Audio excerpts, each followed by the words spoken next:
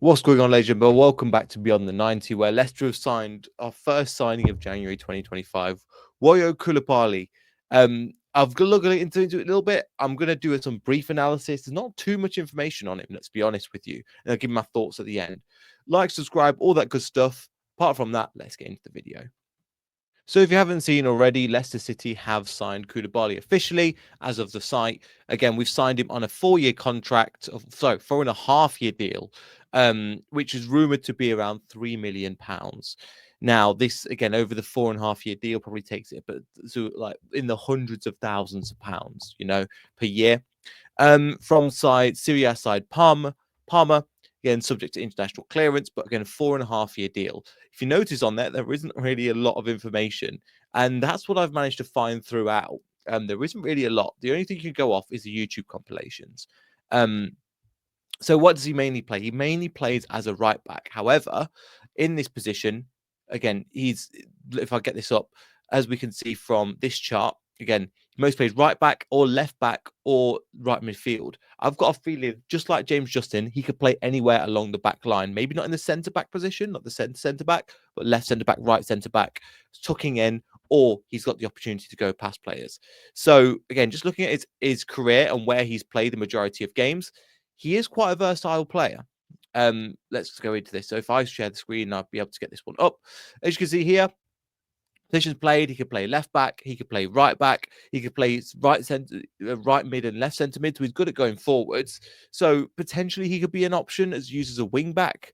But if you saw from the previous one, he can use both feet. He is just like James Justin, can use both feet, can play on both sides. But he has some differences to James Justin. I tried to do a player analysis comparison, and it was really hard. I think, but from seeing highlights and from seeing what kind of player he is and seeing some of the stats related to him. So I want to get into, because on paper they look like the same player. I don't think Coulibaly is as good as James Justin, and I think there's a good reason why we've decided to sign him. No, let's go into this one though. So if we look at, for example, here, what I found crazy is that I've used EpiRef for these stats. Pass completion, again, is good. What we need, very good. Progressive carries, this is what he excels. So he carrying the ball forward, dribbling past players, he could be quite successful, and blocks. So this is something that potentially James Justin isn't as good as, which is kind of the going forward element of it.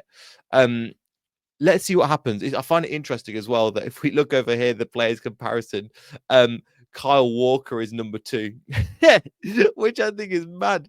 Nelson Semedo, who we know a little bit of, and then also Victor Christensen, which I thought was quite interesting, compared to this as well. So I found a little bit about him. He can play both feet. If anybody watches YouTube compilation, you've probably seen he's quite skillful. He's quite attacking minded. He's quite technical.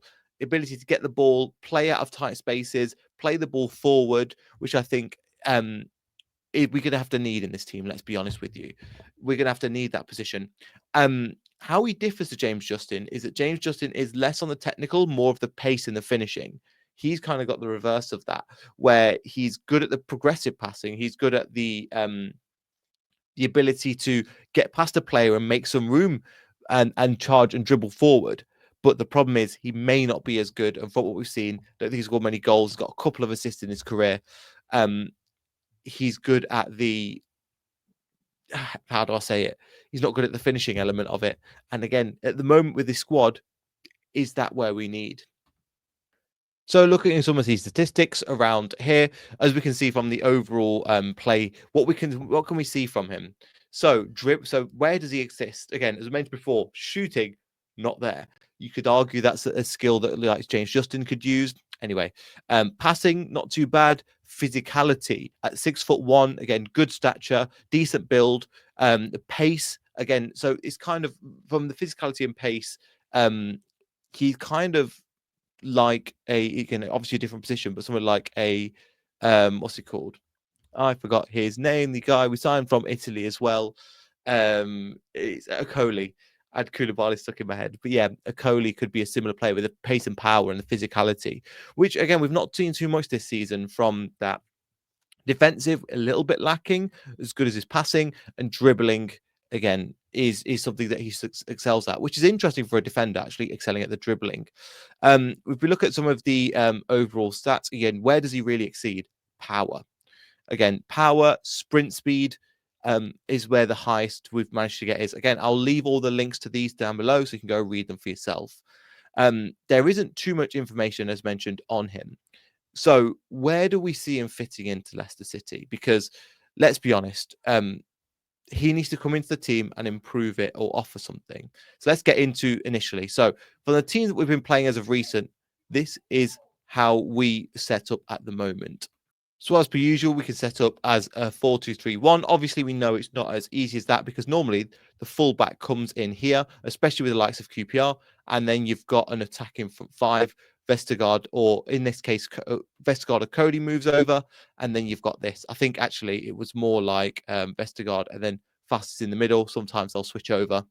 So you've got that. Now, where does Coulibaly sit in? So there's a couple of positions that I think, and one of them's been mentioned as a James Justin.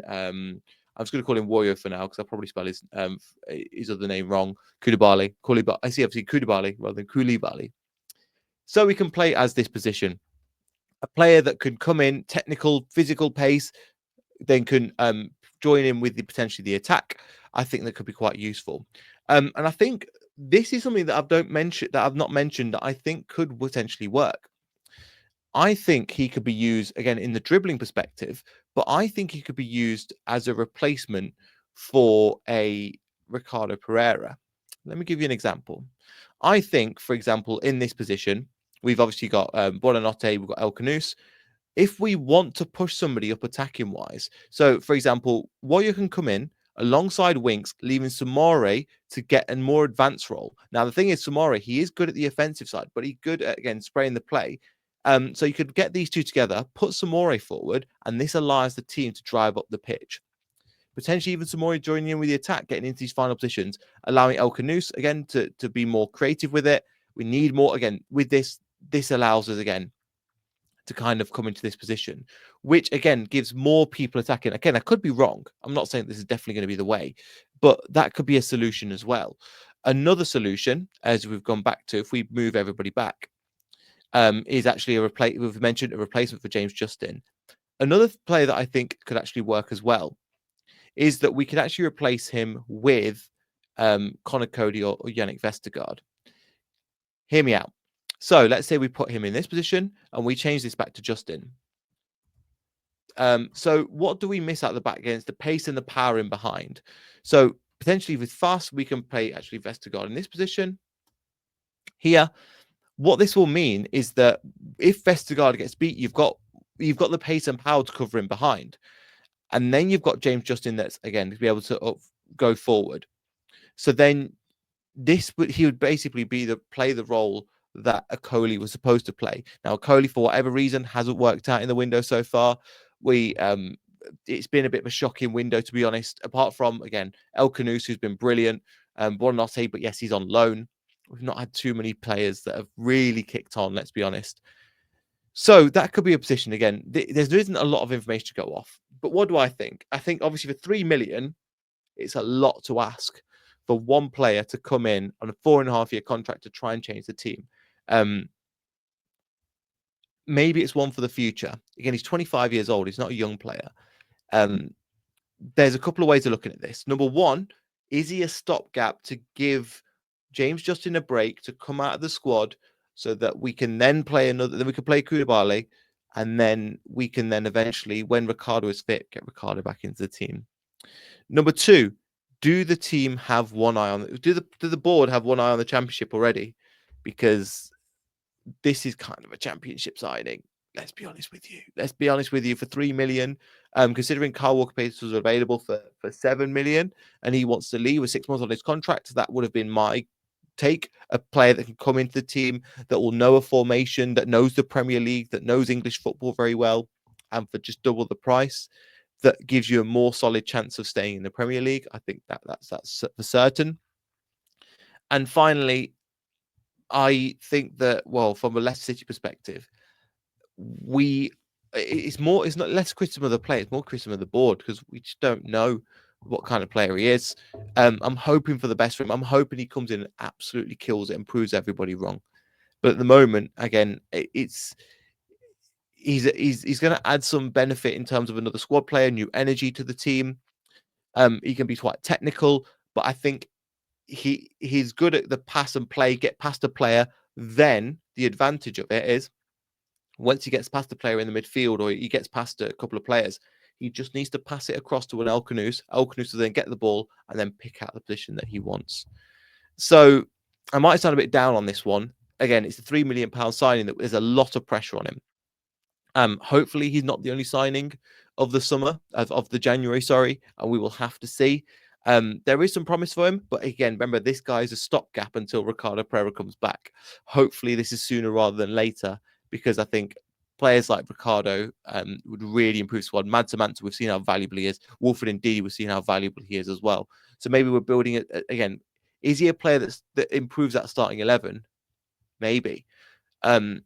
James Justin, I think he is a weaker player than James Justin, and he will take time to bed into the Premier League.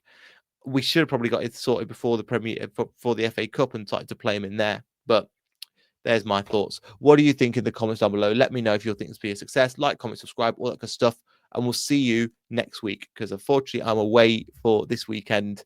So maybe I'll give you a game after the Fulham game, give you some reaction. I won't be able to watch the game, but I'll give you where does this sit in terms of the context of our relegation or eventually staying up. See you, everyone. Goodbye.